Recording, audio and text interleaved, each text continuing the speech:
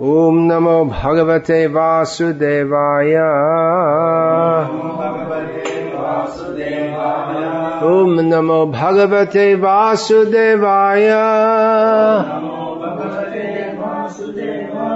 Om Namo Bhagavate Vasudevaya.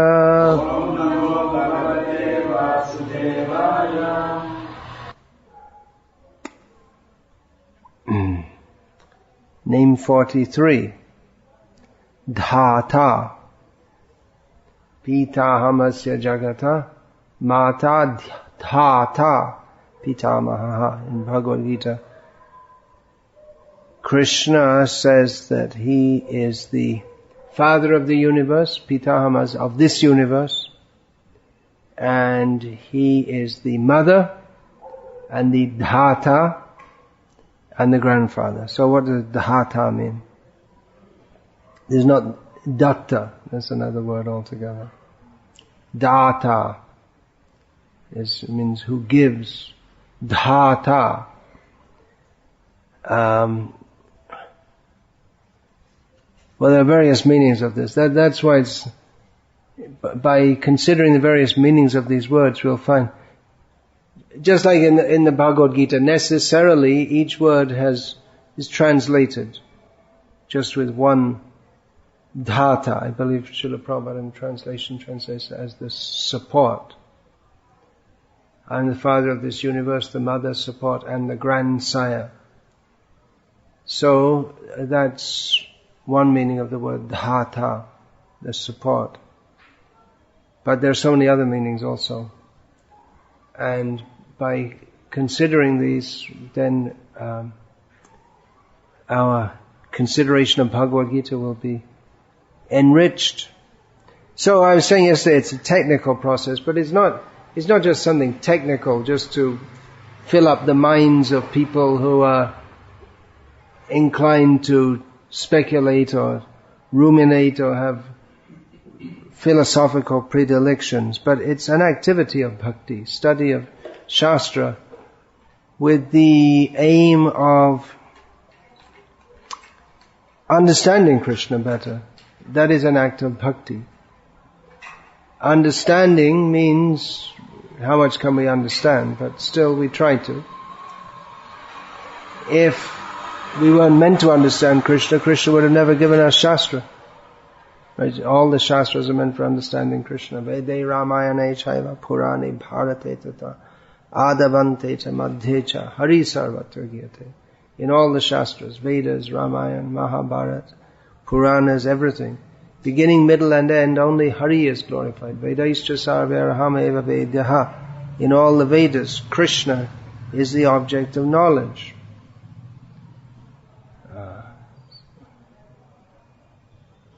Sarve Veda Yat Padama Mananti. All the Vedas are meant for, or they all glorify Him. So, by trying to understand in more detail, then our appreciation of Krishna, that should be enhanced, is it not? Just like Srila Prabhupada said, it's not sufficient to say that God is great. We should know how He is great. Well, how great is He? We can go on trying to understand. There's no end to understanding how great He is. Jananta eva jananto kimbahutana me prabho manaso vapaso vacha vaibhavam tavagocharaha. Brahma, He's the most intelligent and knowledgeable person in the universe, but He says that others may say that I know Krishna, but as far as I'm concerned, I don't know. Either by mind or mental, either by the bodily activities, by mental activities, by speaking. It's your glories, He said to Krishna, beyond my powers of understanding. Still we have to try to understand. And that is an activity of bhakti. So, the meaning of dhata is given generally as the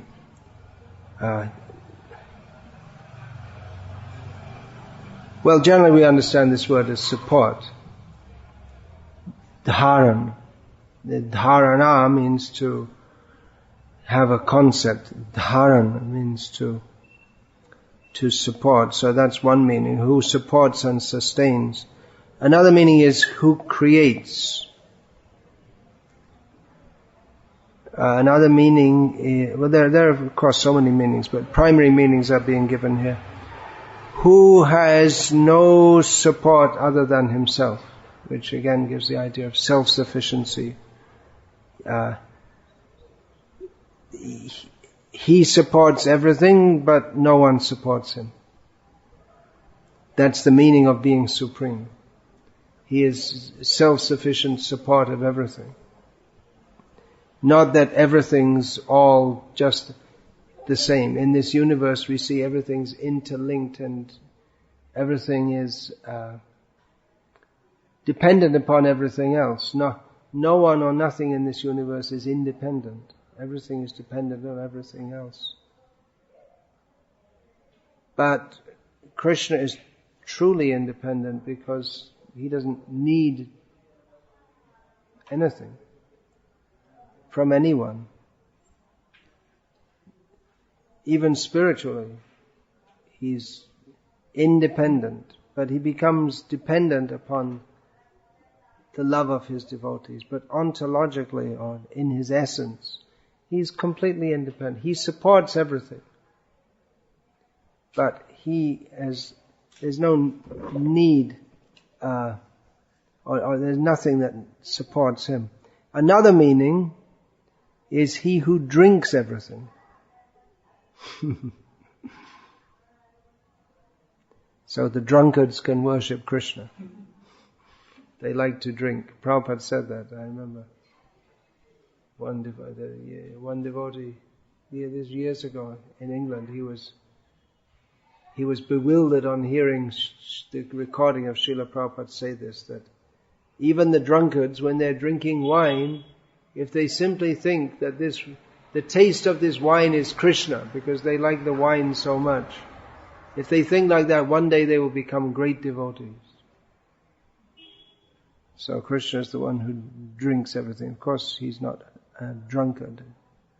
Balaram, maybe, is drinking the Varuni, the honey drink, and appears to be intoxicated. But that intoxication is also worshipable. And another meaning, so there are 5 main meanings. The 5th meaning is he who is the antaryami, the indweller, or the supersoul of the 4-faced Brahma. So this name Dhata, this comes up again almost toward the end, name 951.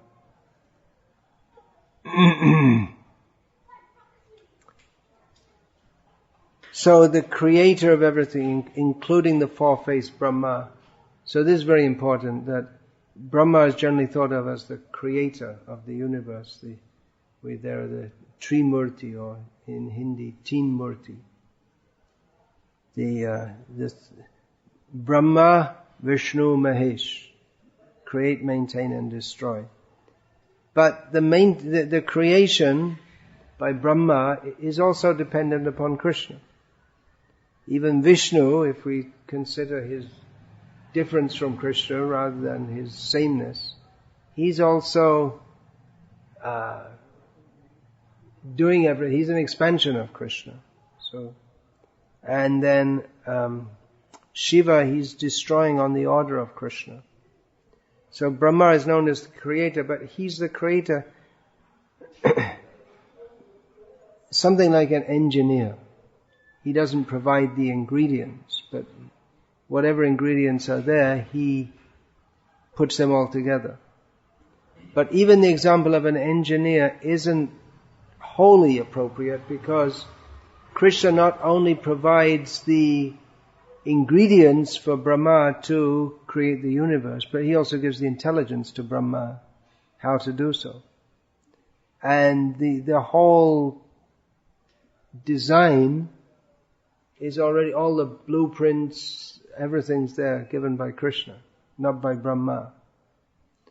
So Krishna is really the creator. And that name will carry on into the next name, Vidhata.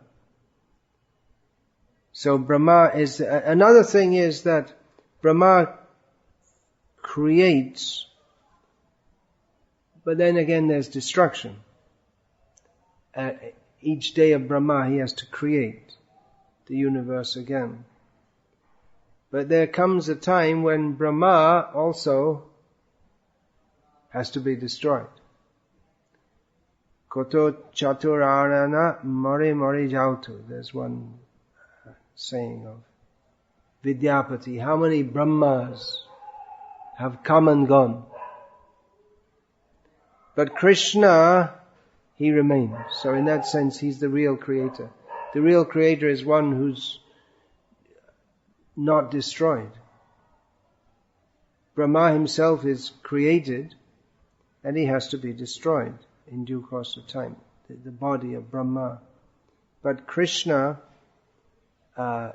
he's behind the creation of so many Brahmas, so many universes. Again and again, the universes enter into the body of Mahavishnu, Bhutva Bhutva Praliyate, and again they come forth. So Krishna is the real creator. And although Brahma creates, ultimately everything is done by Krishna. So everything.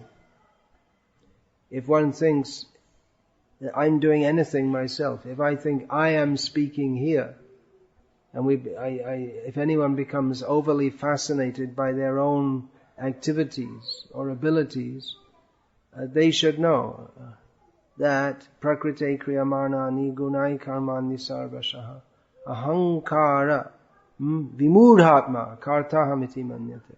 One who thinks I am doing everything, when everything is being enacted by the three modes of material nature, such person is a great fool and an egoist, because we can't do anything without what is provided by Krishna.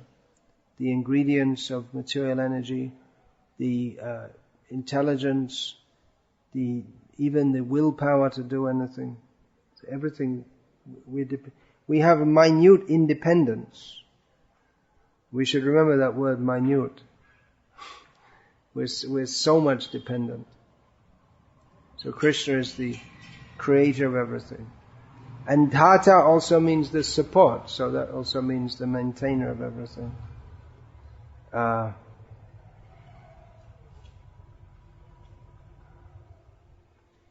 Krishna creates everything. Everything that we see, that's a creation of Krishna. Devotees generally think like that. When they see anything, they think that this is created by Krishna. They don't think it's created by Brahma. He's an intermediary.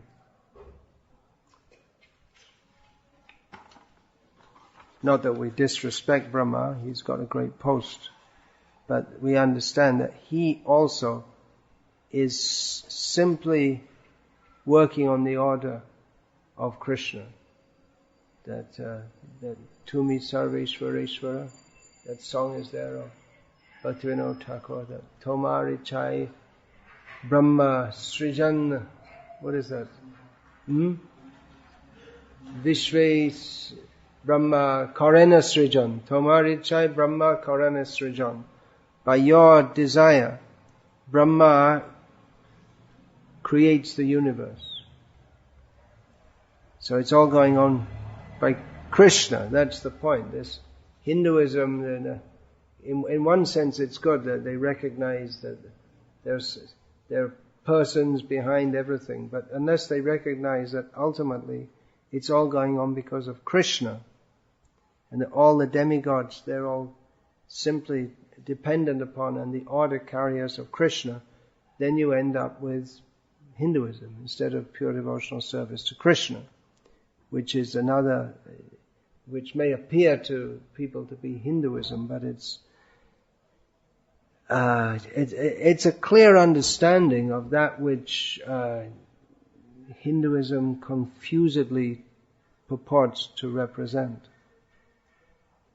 That yes, there are many gods. There's a God behind everything, even to open and close our eyes. There's a demigod, and there's who oversees that function.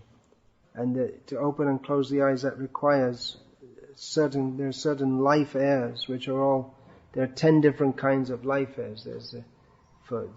There's that which we breathe, and that becomes transformed in the body. There's that when you belch that comes up. There's digestive air. There's that which carries the blood and other things, makes things move within the body.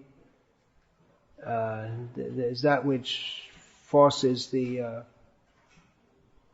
excrement out of the body. So like this, there are different life airs. They're all overseen by different demigods. And overseeing them all is Krishna.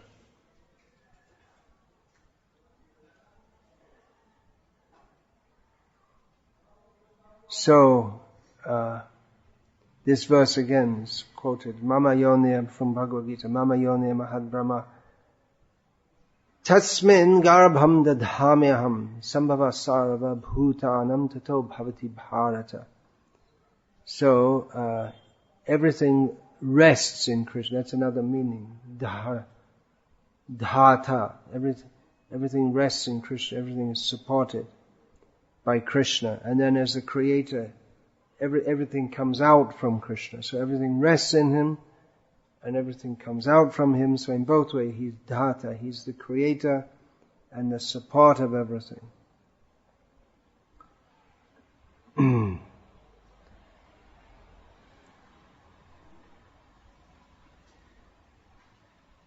So we say this, God creates everything. We say it is a kind of, God creates everything. But if we think just how powerful is the sun and the moon, and we generally don't have any idea how, we take it for granted how powerful is nature. Sometimes nature, Rudra, becomes manifest in nature, and then we have some idea of how powerful this material nature is. When there's a great storm, or a tsunami, or an earthquake, there's Rudra. The Rudra principle is in action. And we become astonished. We become awed. We become afraid.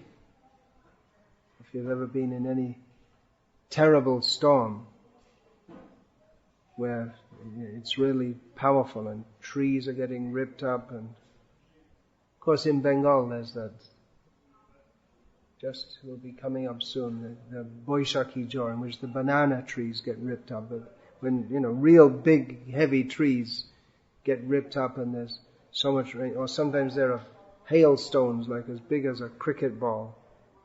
So it's very dangerous. So if you're in that kind of storm, then you get some, or an earthquake, then this earth, you just take it for granted that you're walking, but all of a sudden the earth becomes dangerous, and you've got nowhere to go, and you're just completely at the mercy of nature. Or if you're on a ship in the sea, and there's a heavy storm, and you just realize that the water is washing over the decks, and the ship goes right into the wave, and you don't know if it's going to come out or whether the ship's just going to go down. You're just completely this big ship, you're completely at the mercy of the water.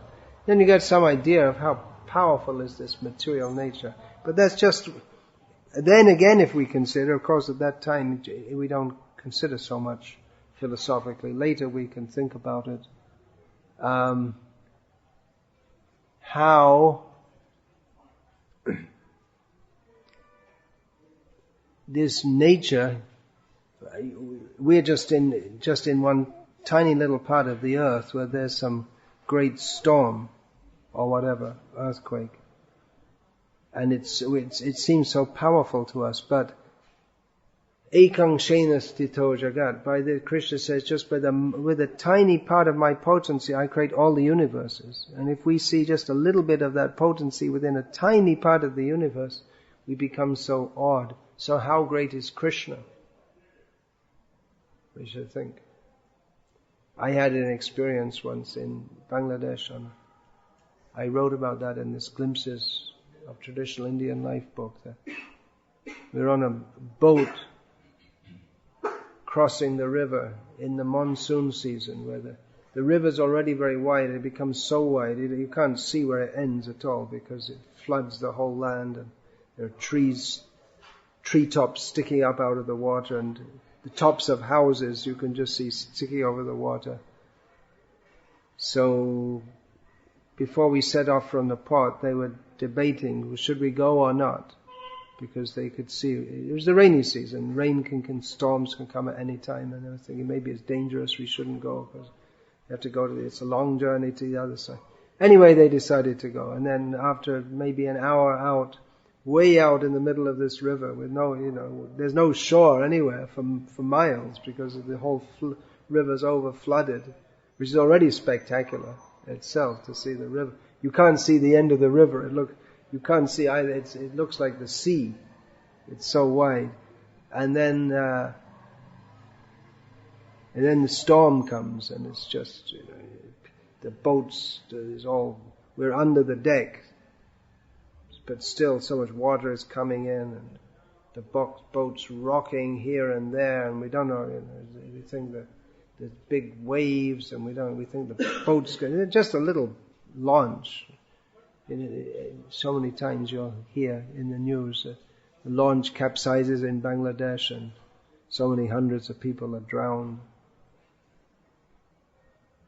So we're just there at the mercy of the waves and the wind and the rain. And one Muslim man was sitting just opposite me. I know, of course, they're mostly Muslims in Bangladesh, but he was a full beardwala. Long beard, and dressed in his, I don't know what that dress is called. Anyway, there's many in Bangladesh still like that, full Muslim dress. So he turned to the person sitting next to him, and with sparkling eyes, looking very happy, said, "Dekho, Allah Maya. Just see Allah's Maya." Which can mean illusion, and it can also mean his energy. Because he's Muslim but speaking Bengali, and that's derived from Sanskrit. So Maya also means his energy. Just see his energy. Just see his material energy. So we are supported by Krishna. We don't realize it. At any moment, apart from what are called natural catastrophes, we could die any time. We could slip and just fall down the stairs or something, or just break your head, or any time, any moment, anyone can die. Those who have asthma, as it's called in India, or asthma in English, they just can't breathe. They feel like they're just going to choke. I had this the first night I came here. Somehow my nostrils were completely blocked with mucus, and I felt I couldn't breathe. And we take it for granted, breathing, but it can just stop. What is that? Nishvaso naiva vishvaso kadarudho bhavishyati. We can't trust even our breath. At any moment can just stop. That's all. So many people, they're just walking around or eating their breakfast or whatever. All of a sudden, they have a heart attack. Finished. So, Krishna, the support, the maintainer. But then there comes a time when he turns over to Rudra. Okay, now it's time to destroy. The body we have, we are maintained. Krishna maintains, He supports, but any time, and that time will come, when the body won't last anymore. But Krishna says, Kaunteya pratijanihi name bhakta pranashati. Write this down, make this point. The body of a devotee, that will also pass away. Krishna consciousness is meant for conquering death. How you say the devotees also die, but they are not destroyed in the way that a materialistic person dies, but a devotee doesn't die. One thing is, materialistic people, they're already dead anyway. Because then, if you're not in Krishna consciousness, then you're dead anyway. Your consciousness you're cut off from life, which is Krishna. So when you die, anyway you're dead. You're just going to a new birth means another phase of deathly existence. But a devotee is always alive, and he doesn't die as such. Krishna takes him to him. That's all. So a devotee is never destroyed. A devotee is always supported by Krishna. I'm extrapolating a bit here. These are not exactly the meanings given by these commentators who are all great Vaishnavas.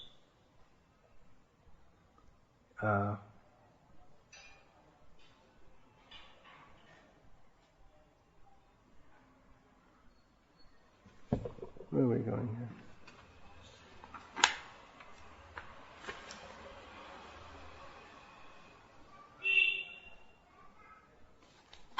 Yeah, so creation, maintenance, destruction. He is the cause of all of that. So in that way, He's the creator also. He's the creator of everything that is later maintained and destroyed.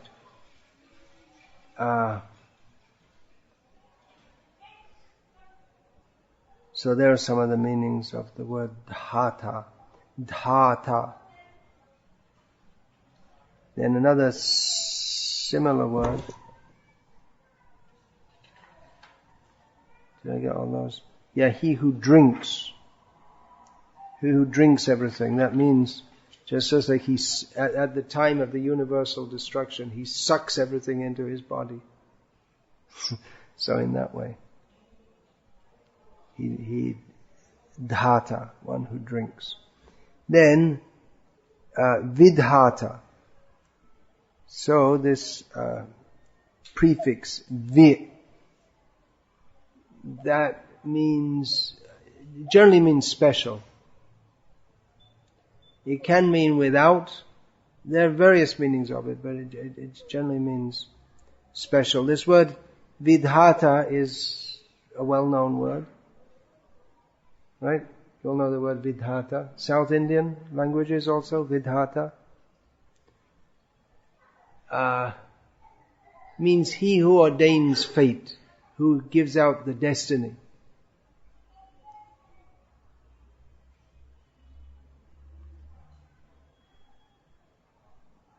So Vidhata, this name, the dispenser of the fruits of action and the inducer of action. So providence, fate, kismat. That's the usual word used, isn't it? Should be bhagya, but somehow they prefer the word kismat, some Urdu word. So, who is the director, the controller, the regulator? He sees that everything is going on as it should. We've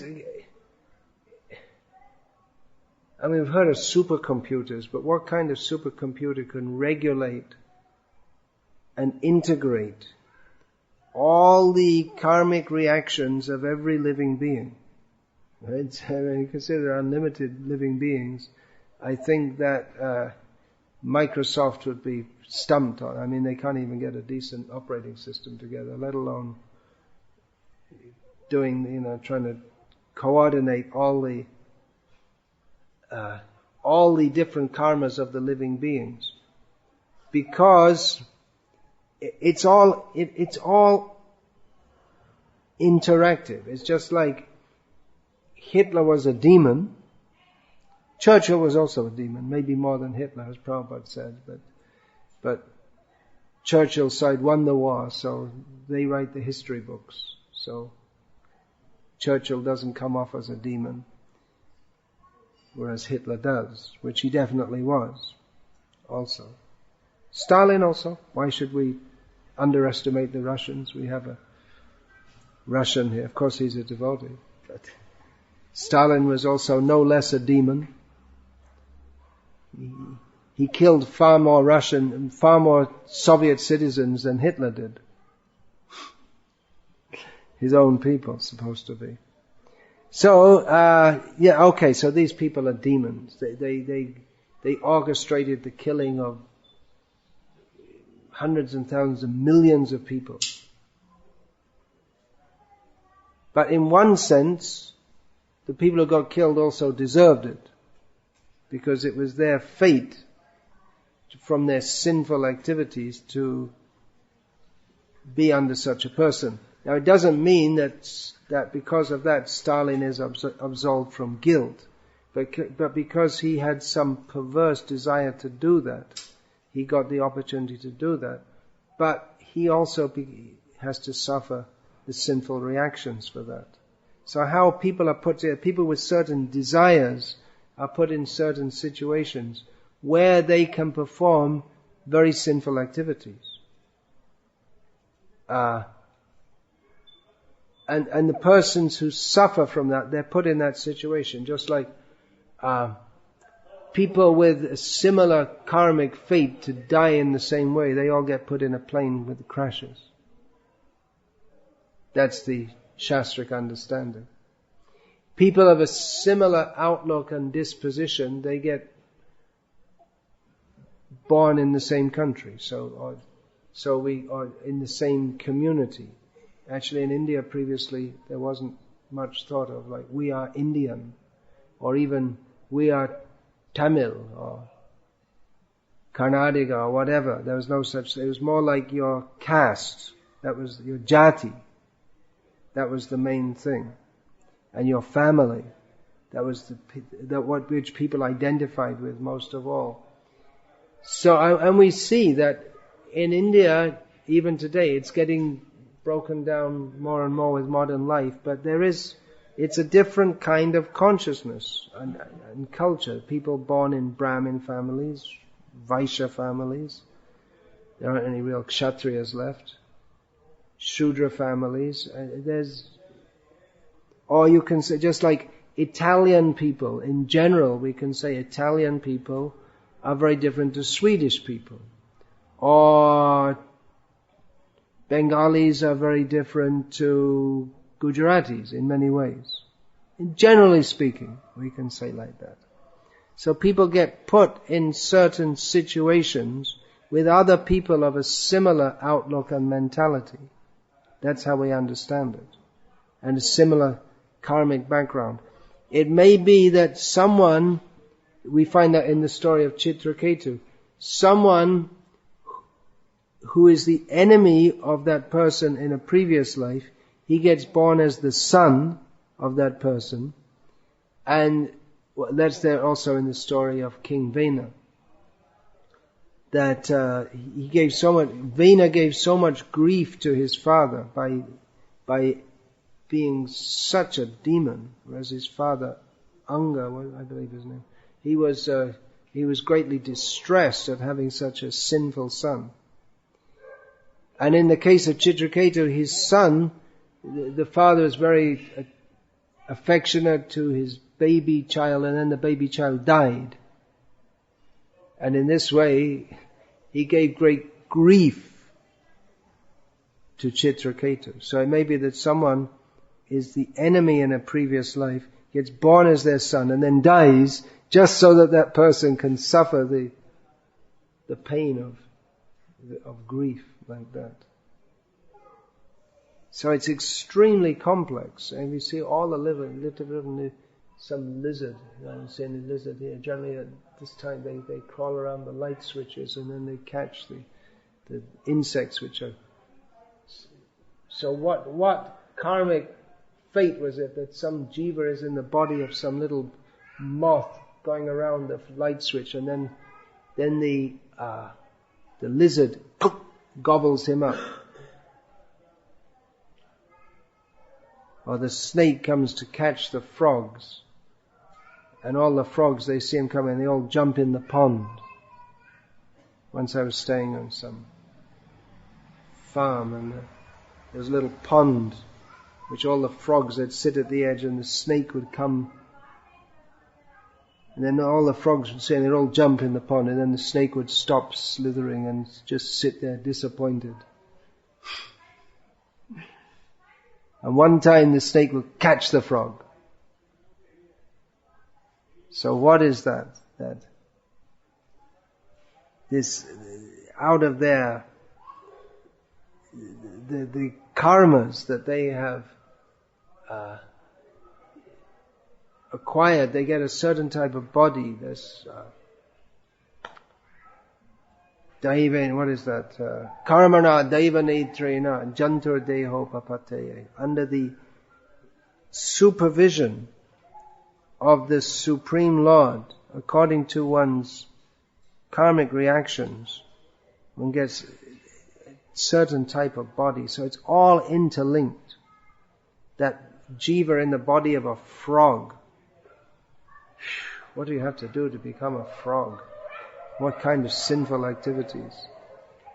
And then that frog gets eaten by a snake. And again, you have to be very envious to become a snake. So, or sometimes the frog will escape. And sometimes the snake will catch it. So all Vidhata. He's overseeing this, what has to happen. So that's this understanding is a very deeply in Indian culture, which I see the Muslims have also. This idea of kismat. It's very deep, which we don't find so much in the West, because in the West people think, I'm a self-made man, I'm doing everything by myself. I don't rely on anyone. This idea is that, or they don't have any philosophical background whatsoever. Whereas in India, that understanding that in other countries also, Thailand, where there's the understanding that we get birth after birth after birth, and what happens to us is because of something that we did in a previous birth or in this life. Sometimes we get reactions very quickly. Someone, they do something wrong, and then something bad happens to them, and then say, now I'm getting my reaction. Parikshit Maharaj, after insulting Shamika Rishi, he thought, now I should get some bad reaction. So let it come. So that understanding is there, and it gives a whole completely different perspective to how people view the world and how they live in this world.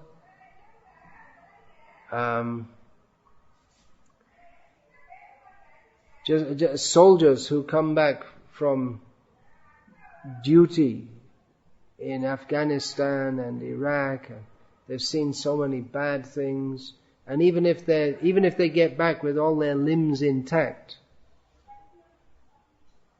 they suffer from trauma from having seen so many bad things and probably killed quite a few people themselves. And if they lose a hand or something, then they can't understand, They can't come to, it's very difficult for them to come to grips with the fact that they're not going to have a hand for the rest of their existence, because they think their existence begins with the birth of the body and ends with the death of it. Whereas I read something about this, about the traumas that the soldiers are going through after doing tours of duty in Afghanistan and Iraq. So I asked one devotee, Anupam Vallabh in Baroda, who is an ex-army man, and he'd been in Operation Blue Star, which, if you remember, was maybe that was before some of you were born. Indira Gandhi had the Indian Army. You're from Punjab, right? They know about it very well up there. The Sikhs are still, they're still talking about it. How the Bindravanale, I think that was his name? Yeah. Bindrava. He was the head of the insurgents. They used to call it terrorism. Now they call it insurgency, because if you call them terrorists, they come and kill the journalists. So you call them militants or insurgents. So he was the head of that, and they were all holed up in the Golden Temple, and they thought they were safe there because no one would dare to come and touch them in the holiest place in the whole of Sikhism. And Punjab, the state of Punjab in India, of course most of Punjab is now in Pakistan, but that's it's dominated by Sikhs. Although I think the population is only half, 50% Sikh, isn't it? 50% Hindu, something like that. Majority Sikh? Majority Sikh. Okay. But in the villages, is majority Sikhs? Okay, alright. So anyway, Indira Gandhi thought she'd had enough of all this, and she sent in the army, and they just smashed the whole Golden Temple to pieces and killed every Sikh and whatever living entity may have been in. They just, smashed everything and everyone to pieces. So it was a nasty kind of operation in which what was his name? Gill. He was given he said, "You don't ask any questions. I'll finish off this terrorism." So he just went in and just killed them all. No questions, no trial. He just found whatever terrorist was there, he just went and killed them all. So it was a nasty job, you could say. There's a lot of killing and, just no questions asked, just shoot them or blow them up. But, so anyway, this was my question to Anupam Vallabh. I see you, I see so many ex-army men, and they've seen plenty of action, and they've killed people, and they've had their friends killed next to them. But I don't, they're just like normal people. And they're not affected mentally by it. And he said, so I suspected there's a different outlook on life, and that's exactly what he said. Yeah, I said, why is it? Because the Western soldiers, they get completely affected. He said, yeah, it's a different outlook on life. He said, because we believe in God. Now, many Western people believe in God. Well, less and less day by day. But even if they believe in God, because they have the idea that God is supposed to make everything nice for me, and if they get their hand blown off, or they see so much suffering in the world, it affects their faith in God. Whereas for someone who knows that everyone is simply getting the result of their previous activities, then it's not that they will be totally unaffected by all of this, but they know that, alright, my hand got blown off. Okay. Let's go on with life. They're not so, if, in the Western world, if someone's a spastic, physically handicapped, physically challenged, otherwise able or different abilitied person, these are all the different terms they've used. It was originally called spastic. They're people are very, I'm so sorry, and they have a lot of sympathy for, but whereas I see in India, people, they just, alright, someone's like that. Okay. And the person themselves, they just go on with life. It's not, It's not a big thing. All right, I did something in my previous life, I'm like this. And they're not mental about it. So understanding that we are, the kind of situation we are in is due to the activities that we have performed. It makes a very big difference. And to understand that there is a person behind all of that, and that is Krishna. That also makes a lot of difference. I think the Muslims, they also, of course most people are not philosophical, but they have this idea also. I don't know if it's in Islam, it won't be the idea of reincarnation, but you can see how that, what you could call the Hindu way of thinking has affected the Muslims in India also, because, that very word, kismat, it's an Urdu word, it's a Muslim word if you like. So they very much have this concept also. It's as much there among the Muslims as it is among the Hindus, isn't it? What do you think? And the Sikhs, everyone. So it's a very important understanding for living in this world. It completely changes our whole way of seeing the world. And also if we understand that death, it's not the end, it's just another change. Tata dehantara praptir dhiras tatra namuhyati. It's just another phase of existence. So people don't get all upset when they have to die, they're getting old and they're dying, and they just, alright. I've died so many times, I'm going to die again. Like that. Gokul Chandra told me once he went to the burning ghat in Varanasi just to see what's going on there. And there was one Bengali there, and he asked it to Gokul and whoever was with him that, where are you from? He said, that's my mother. He pointed to one fire. She was a great devotee. She was a great Vaishnava. She was always chanting.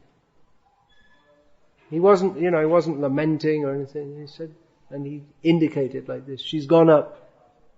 Like that. Not that, my mother has passed. She's quite content. And my mother,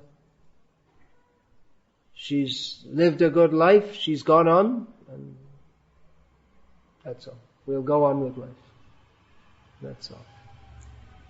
So this understanding, but that is complete by understanding who is behind all of this. Like in Buddhism, they also have the understanding that there's repeated birth and death, but they don't accept that there is a regulator of all of this.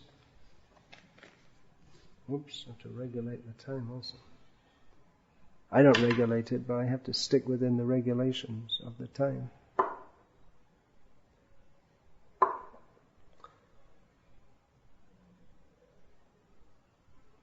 So,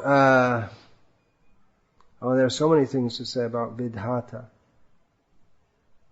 The first interpretation is given is, he who especially protected the seed he sowed for Brahma till the seed fully developed into the creation of Chaturmukh Brahma.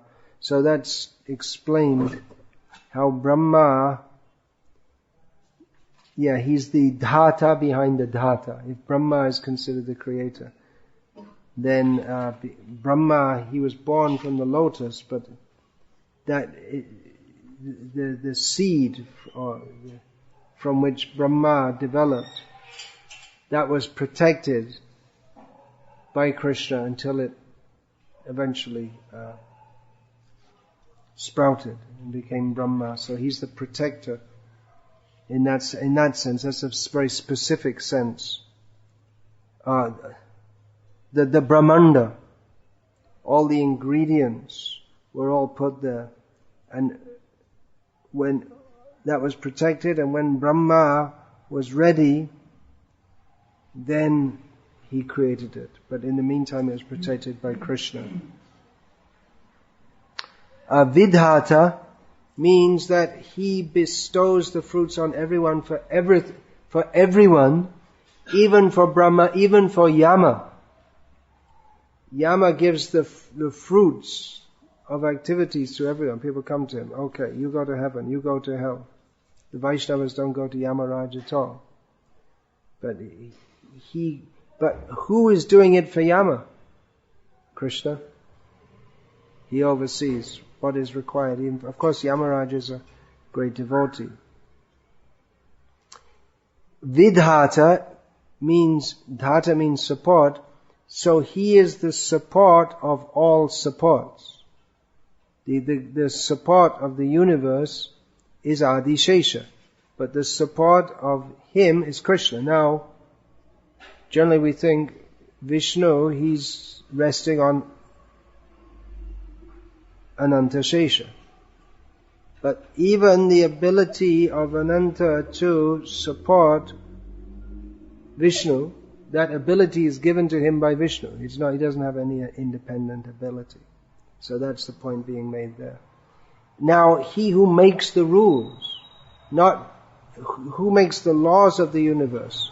Of course, we say make, but they're always existing. And the laws of the universe, the modern scientists are speculating that there may be unlimited universes with all different laws of physics in different universes.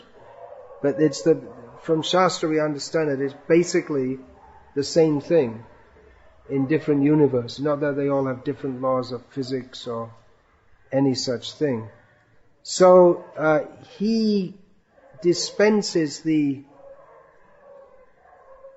fruits of action, but the very system by which for certain activities you get certain results, that again is set up, it's coming from him. Now, again Vidhata, who protects the beings of this world in various ways. Vit here meaning various.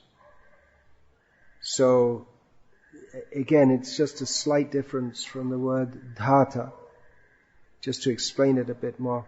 Now, in relation to the devotees, he bestows the fruits of activities upon the non-devotees, but devotees, they don't have karmic activities, but they do get a result also.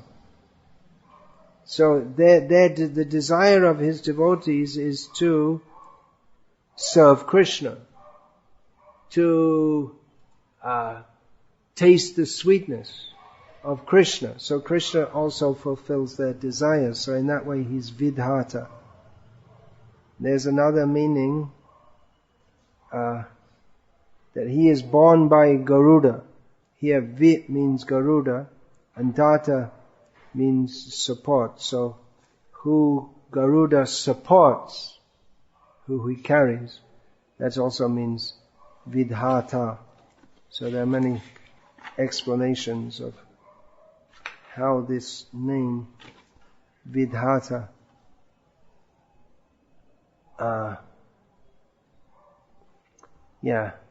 is derived. Vidhatri means one who makes, creates, grants, gives, bestows. Vidhanam, arranging, disposing. Vidhana. Do you say that? In Hindi it's not a very common word. Vidhan. Then another meaning of vidhanam is a rule. Yeah. That's similar to vidhi. So vidhana means arrangement, it also means a rule. Particularly a sacred rule, not so much a secular rule. Of course, in Vedic culture there's no difference, but in modern world there is.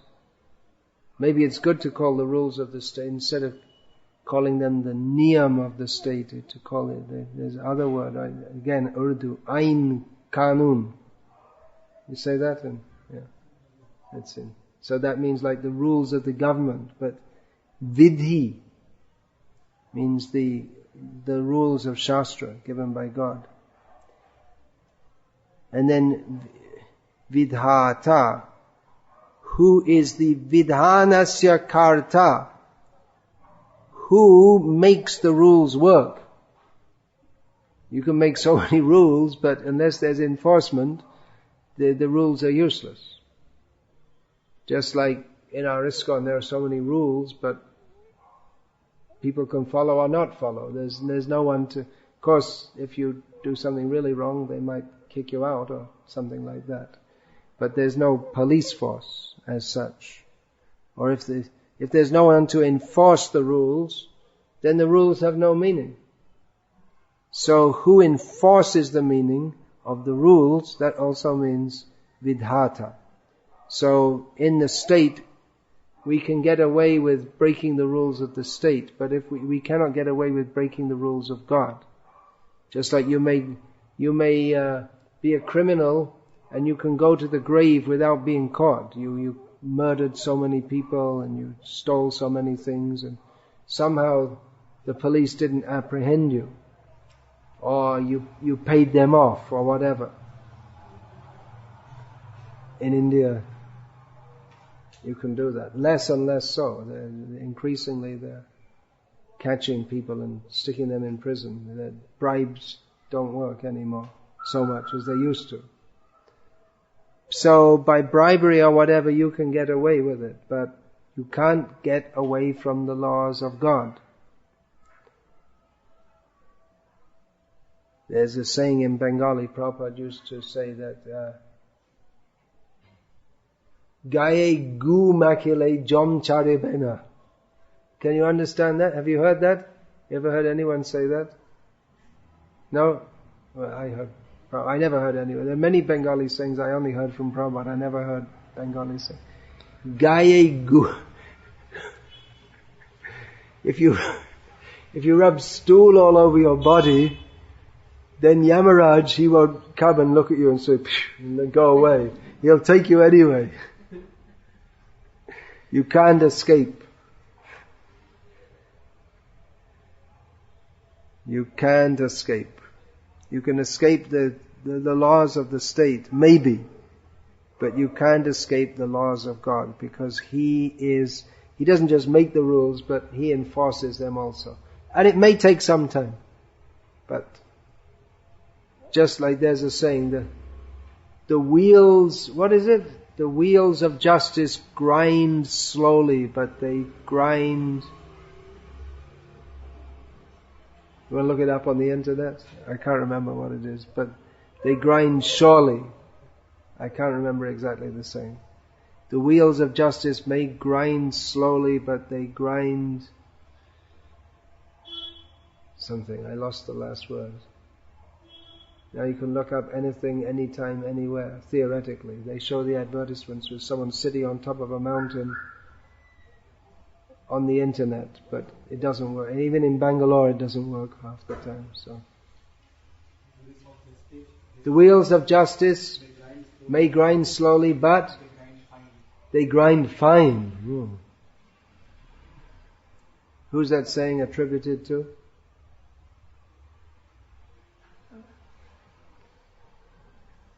So, Creator. A little over time. I'll finish this one.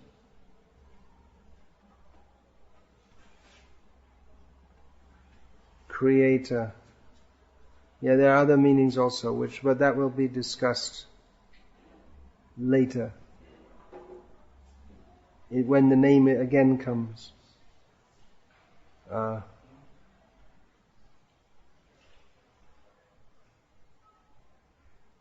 Even Nam Dhata refers to Bhagavan creating the seed. Yeah, when I said seed, that means the universe, the universe in seed form, not Brahma in seed form. I mistook that. Let's see, have a quick look through this.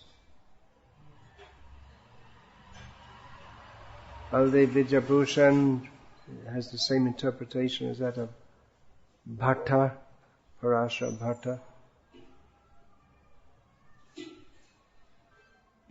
I was just talking about Vidhata and fate and tsunamis, and guess what? In the paper came fear of tsunami. Yesterday there was an earthquake in Bangalore. There's an earthquake in Bangalore? Yes. Earth tremor. I didn't feel it. What time was it? It was afternoon. What time? Afternoon, 2:30. It was around that. 2:30. I didn't notice it at all. Must have been very mild. I was in an earth tremor that was the Latur earthquake. I was in ISKCON Juhu at the time. I was bathing in the morning, and I thought that myself I'd gone giddy. And then after the Mangalarti, Siddharth Prabhu, who's now got some sannyasi name, I think I offered the Mangalarti, and he was the head pujari. He said, "Oh, so you earthquake?" I just thought it was me.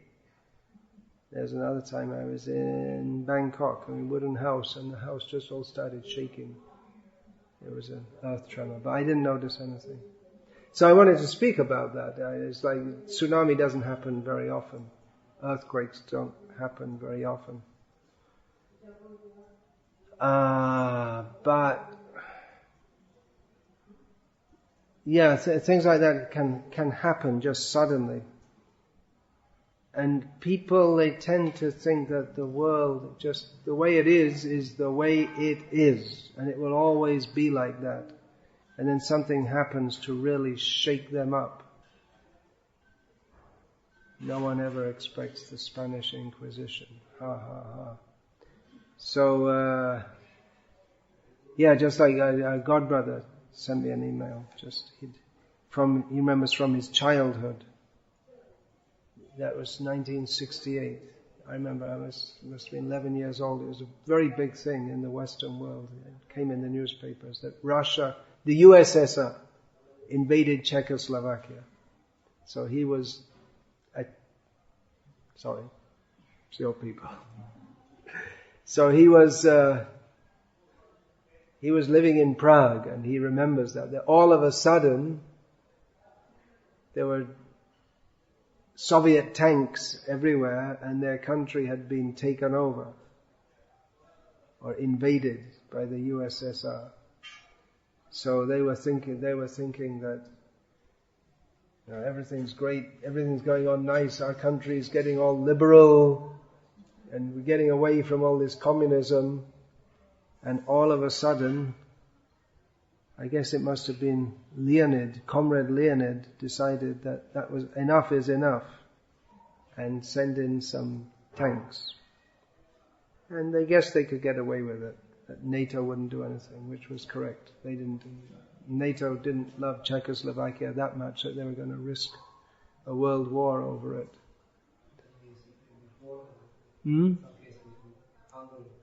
In Hungary also before that, yeah. But 1956 or something like that, they invaded Hungary.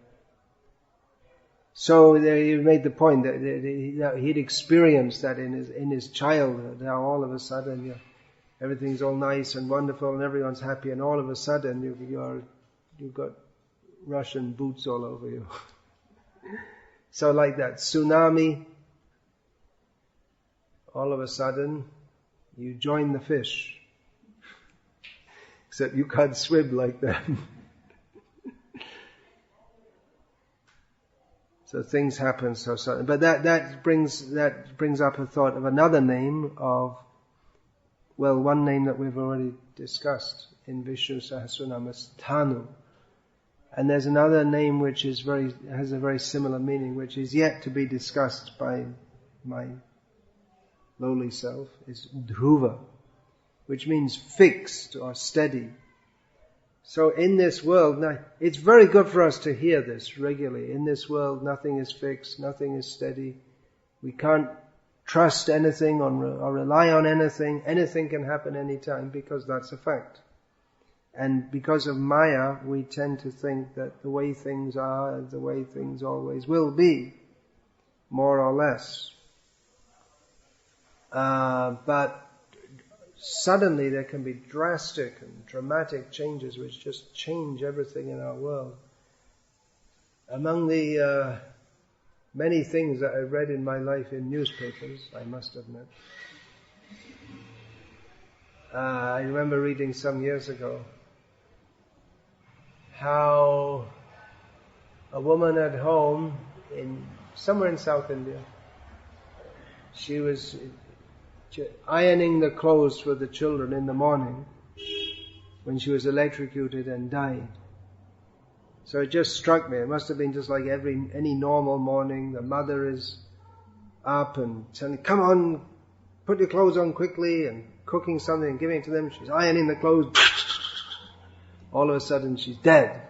And just the world of the family completely changes. Unimagined. The mother who's always there every morning feeding them and clothing them and getting on their case, "Come on, hurry up, hurry up, hurry up," and then sends them off with the tiffin to school. All of a sudden, gone, with no chance of coming back. So what a shock. But that is the nature of the material world. Anything can happen at any time, which just completely changes our situation. And death will come for each of us also. And that will completely change our situation. Do not ask for whom the bell tolls. It tolls for you. There's some saying from some old Latin poem which Ernest Hemingway named a book after.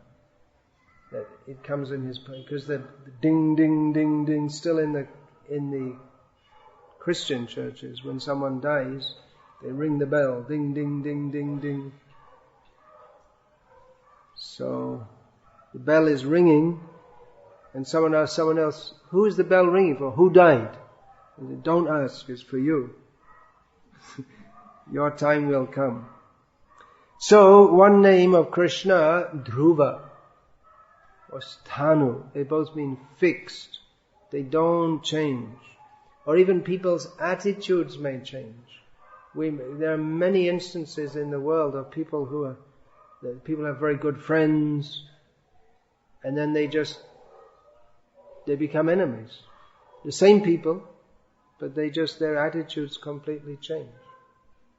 Or something else from the newspaper.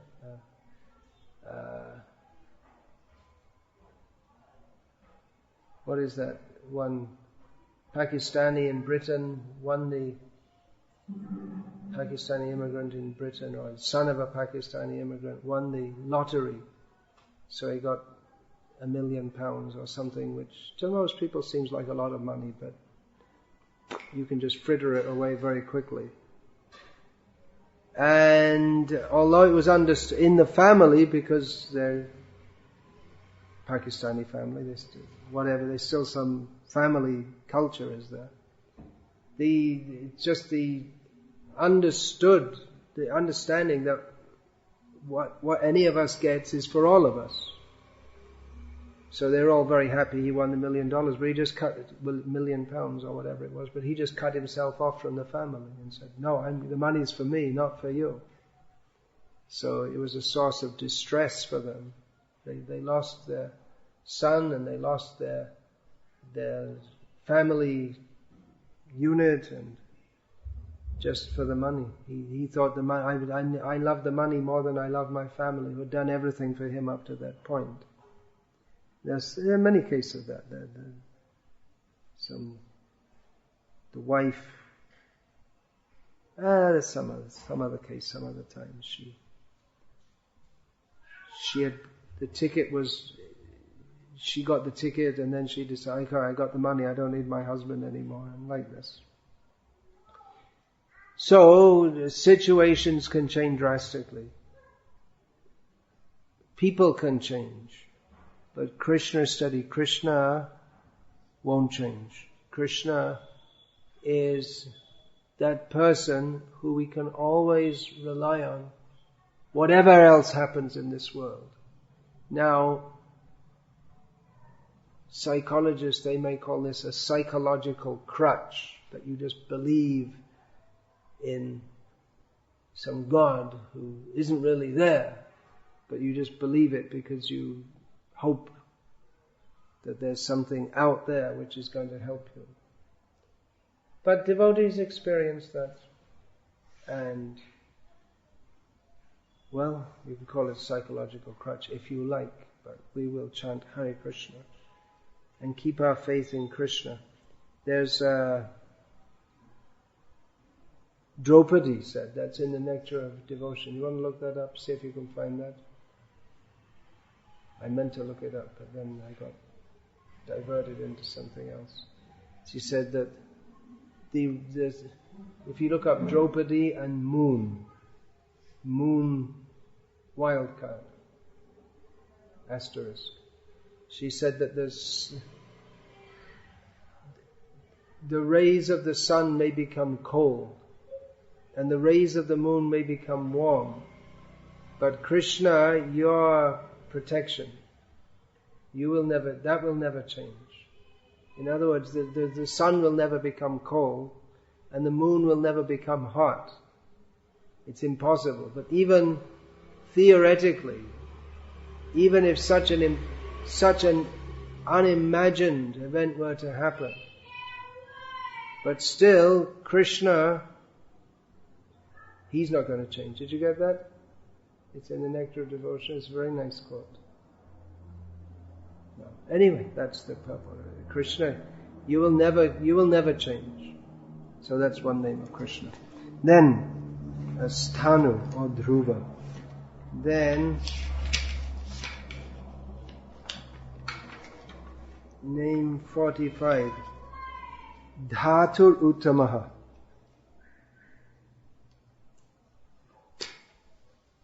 So Dhatu means an ingredient of, just like the elements of this world, and Uttama means above or the best of. Did you find that? Oh. Anyway, we got past that point now. Above or the best of. So, Krishna is above the material energy. Ishvarang Prakrite Param, Kunti Devi says. You are the supreme controller, superior to this material energy. Or sometimes in the theistic Sankhya, the analysis of this material world, the elements are listed. Not exactly in terms of the physical elements, but what are the constituents of this world? So it's, well, they are there also. The 5 gross elements, the 3 subtle elements, the senses, the objects of the senses in generic form. That means the Rup, Rasa, Sparsha, Gandha, Shabda. The form, taste, smell, form. Rasa means that which is to be smelled, that which is to be tasted, that which is to be touched. So rupa goes with darshan, with seeing. So there's the act of seeing, the act of tasting, the act of smelling, the act of feeling, the act of hearing. And then there are the objects of these. And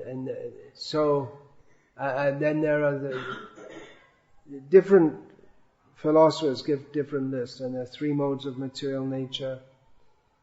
And then in some lists there is also the Atma, and in some the Paramatma also. Although the Paramatma is not really part of this world, but sometimes in the list of ingredients of this world, Paramatma is also included because nothing works without Him,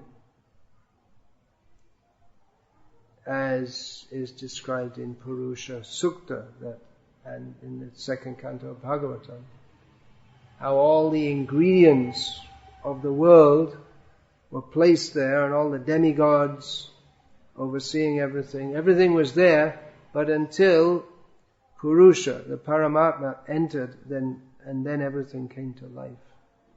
So in this way, Krishna can be also considered Dhaturuttamah.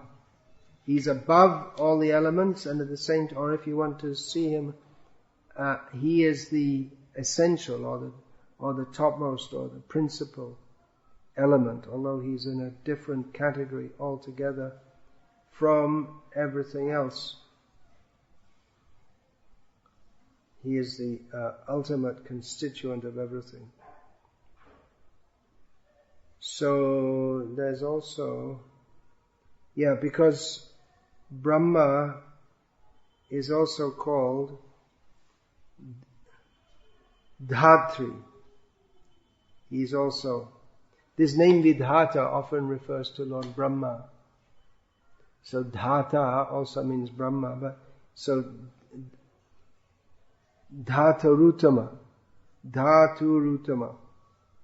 Brahma, Dhatri, from the same root as Dhata, the same root from which the name Dhata is extracted. So this also means that Uttama, he is superior. He is the supreme Dhat. If we consider that others are also, Brahma, he also holds up this world in one sense, as the creator of this world. But superior to him is Krishna, Vishnu. So that's an analysis of the name Dhaturuttamah. Hare Krishna. Any question? Comment? We don't expect protests. We're not saying anything provocative here. People will like this kind of lecture. There's no hogs, dogs, nonsense, animals, or well, they may not like it because there's no nectar. There's no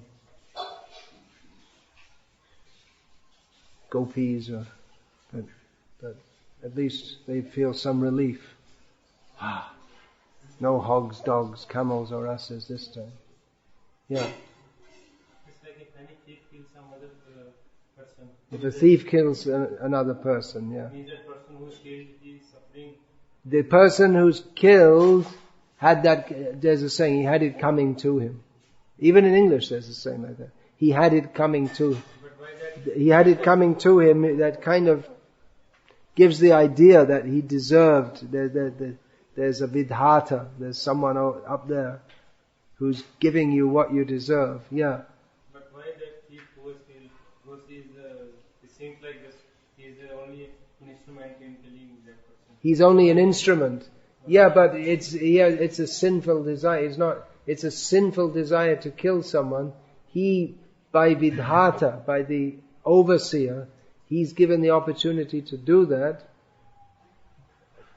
But it's still a sinful desire. The person who got killed, they deserved it. But the person who did it, he didn't have any right to do that.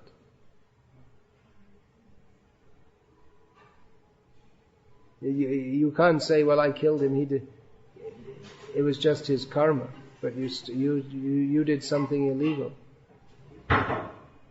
Krishna, that's what I'm saying, he coordinates all the desires and the karmic reactions of all different living beings. So someone has a sinful desire, Krishna allows them to fulfill that. Sinful desire means that they're doing some harm to someone. So Krishna allows them to fulfill that. He gives someone who deserves to get that. Otherwise, if you say everyone's just an instrument, then there's no karma anyway, because there's no sinful activity.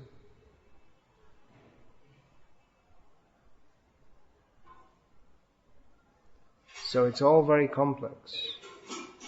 Karmano hi api bodhavyam. What is that? Karmano hi api bodhavyam. Akarmana. What is that?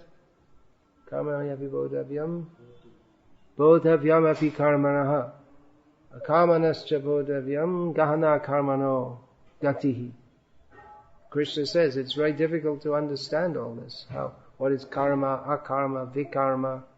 It's very, even for people who are very intelligent and that, it's very difficult to understand how it's all very, very complex. The basic principles can be understood, but exactly how it's working, it's just too complex for our minds to understand.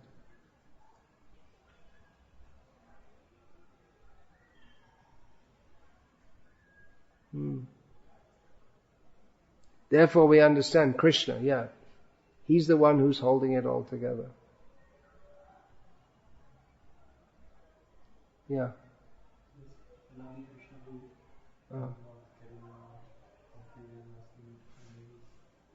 Oh, Anadi Krishna. Yeah. He was with me for some time long ago, maybe 20 years, typing these glimpses of traditional Indian life. He typed up most of that. He not typed it, only he transcribed it from tapes with these old tape recorders and cassette recorders. He's there now, online? Oh, okay. Very nice. Anadi Nidhanam. That was just discussed. So, Hare Krishna to Anadi Krishna, Prabhu. Out in the hills of North Carolina, chanting Hare Krishna.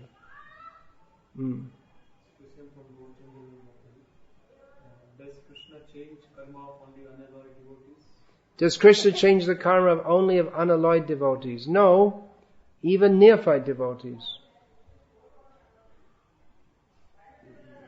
Srila Prabhupada often said, quoting from Bhakti Rasamrita Sindhu, which is again quoting from some other shastra, that if you just clap your hand 3 times in the arati, then all these birds, it's just all these sinful reactions go away. Just like if you clap your hands underneath a tree, all the birds in the tree will fly away.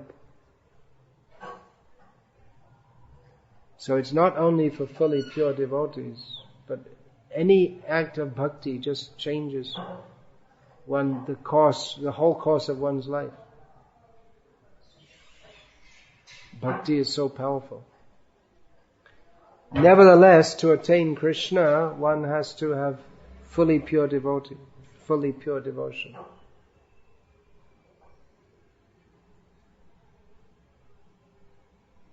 What is that? Tvananyaya bhaktya. Only by pure devotional service is Krishna attained.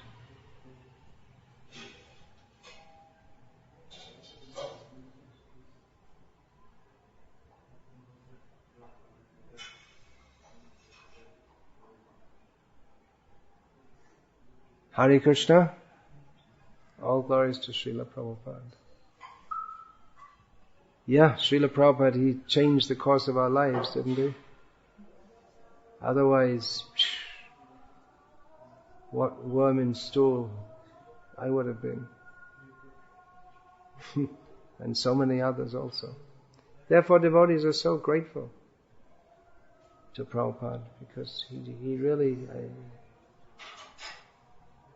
really saved us from hellish existence. People think in the Western world that everything's so nice, but people are suffering much more than in India. You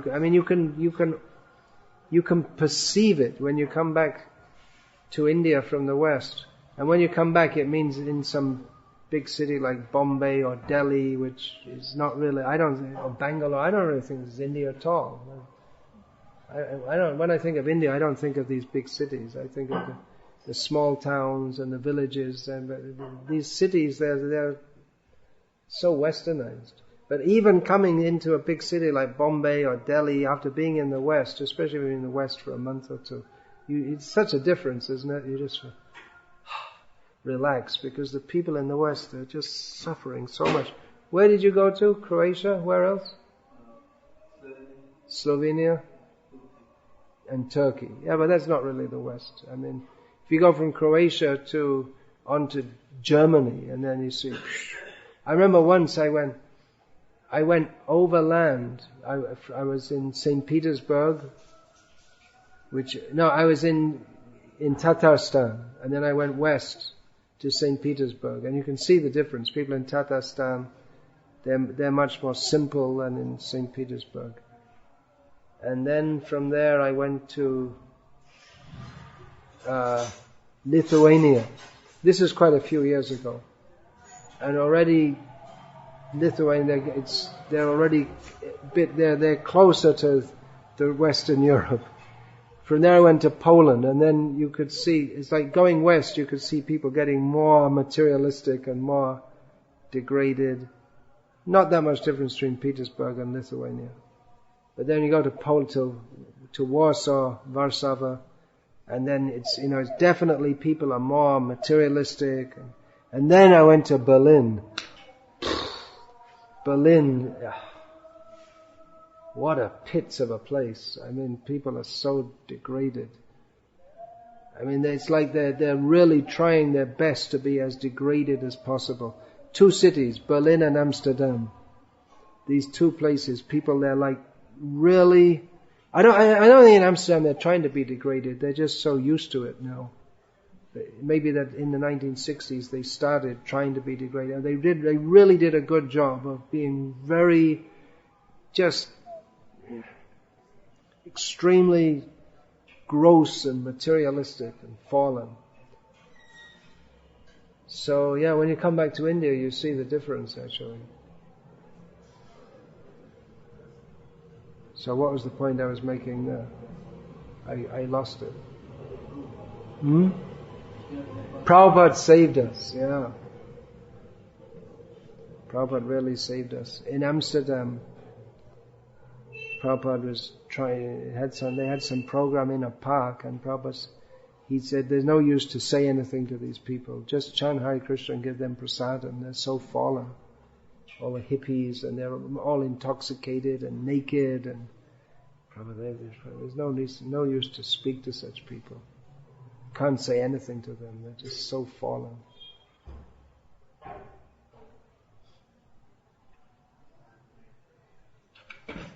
So Prabhupada saved us, and we really should appreciate that. What he saved us from. I mean, it's not that people are like, most people are not deliberately trying to be bad. It's just that the culture is so godless and remote from Vedic culture and influenced by Kali Yuga.